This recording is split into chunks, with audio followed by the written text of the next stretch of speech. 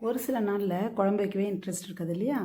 அந்த மாதிரியான நாளில் எங்கள் வீட்டில் லன்ச் என்னென்னு பார்க்கலாம்.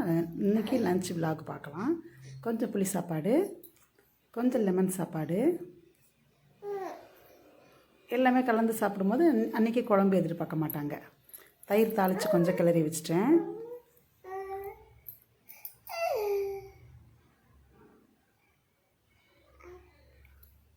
அடுத்து பார்த்திங்கன்னா மெதுவடையும் கார வடையும். இது நாங்கள் கடையில் தான் வாங்கிட்டோம்.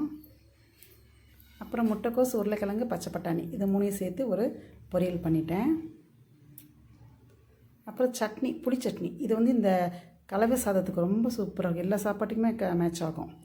புளி சாதம், லெமன் சாதம், தயிர் சாதம். ஒரு நிமிஷத்து சட்னி தான். இதை நான் ஒரு நாளைக்கு போடுறேன், எப்படி செய்கிறதுன்ட்டு ரெசிபி தரேன்.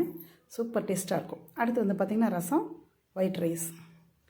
இதோடு இன்றைக்கி நான் எங்களுடைய லஞ்சை முடிச்சுக்கிட்டேன். நல்லா இருக்கான்னு கமெண்ட்டில் சொல்லுங்கள், ஓகேவான்ட்டு. ரொம்ப சூப்பராக இருக்கும். அன்றைக்கி குழம்புல என்ன கூட செம்மையாக இருக்கும். சாப்பிட்லாம் வாங்க.